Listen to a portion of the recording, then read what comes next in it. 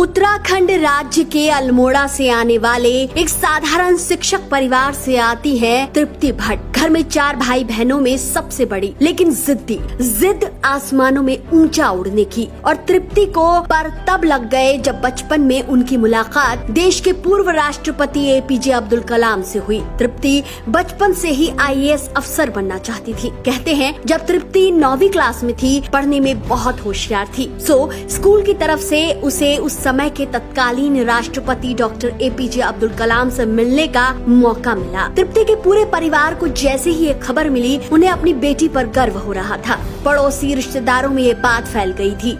यहाँ तृप्ति भी राष्ट्रपति से मिलने के लिए बहुत उत्साहित थी। तृप्ति याद करते हुए कहती है कि इस मुलाकात के दौरान पूर्व राष्ट्रपति स्वर्गीय डॉक्टर कलाम ने उन्हें एक हस्तलिखित पत्र दिया, जिसमें कई प्रेरणास्पद बातें लिखी थी। तृप्ति भट्ट हर दिन इन बातों को पढ़ती और प्रेरणा पाती। कहते हैं यहीं से उसने ठान लिया था कि मुझे अपने सपनों को पूरा करना है। और बस फिर तृप्ति लग गई अपने बचपन के सपने को पूरा करने। माँ बाप भी अपनी बेटी को पढ़ाई करते देखते तो खुश होते और उसे पूरा करने की कोशिश करते कि कहीं कोई कमी न रह जाए। तृप्ति की स्कूली पढ़ाई बेशेरबा स्कूल से पूरी हुई, जबकि 12वीं की पढ़ाई केंद्रीय विद्यालय से। 12वीं के बाद तृप्ति ने बीटेक करने का सोचा। पंतनगर विश्वविद्यालय से तृप्ति ने बीटेक में स्नातक भी हासिल कर लिया। तृप्ति ने कई नौकरियों के लिए इंटरव्यू भी दिया, लेकिन उसका मन कहीं न लगा। तृप्ति को 6 बार सरकारी नौकरी लगी। निजी कंपनियों से भी कई प्रस्ताव आए, लेकिन उसने सब ठुकरा दिए। यही नहीं, वो एक के बाद एक कुल 16 नौकरियां ठुकरा चुकी थी। हद तो तब हो गई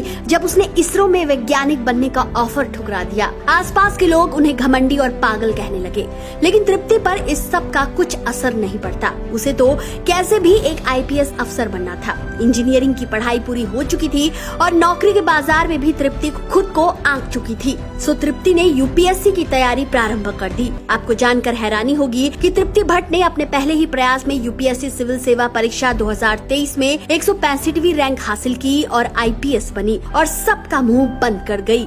लेकिन ऐसा नहीं है कि तृप्ति दिन रात सिर्फ पढ़ाई ही करती थी, बल्कि वो राष्ट्रीय स्तर की 16 और 14 किलोमीटर मैराथन और राज्य स्तरीय बैडमिंटन प्रतियोगिता में स्वर्ण पदक विजेता भी रह चुकी थी। इसके साथ ही वो ताइक्वांडो और कराटे में भी पारंगत रही। कोरोना के दौरान उन्हें 2020 में लोगों को जागरूक और उसके लिए बढ़िया योजना बनाने के लिए स्कॉच अवार्ड से भी सम्मानित किया गया। तृप्ति लंबे समय से उत्तराखंड राज्य के चमोली जिले से एसडीआरएफ की चीफ कमांडर के पद पर कार्यरत रही है। दोस्तों, तृप्ति की कहानी लाखों लड़कियों के लिए मिसाल है, जो अपने सपनों को दूसरों की कही सुनी बातों पर छोड़ देती है और भीड़ का हिस्सा बन जाती है। तृप्ति भट्ट जानती थी कि वो सही चीज के लिए जिद कर रही है और इसके लिए उन्होंने किसी की एक न सुनी। आपको आईपीएस तृप्ति भट्ट की कहानी कैसी लगी, कमेंट करके जरूर बताएं। वीडियो अगर पसंद आया है तो इसे जितना हो सके शेयर कीजिए।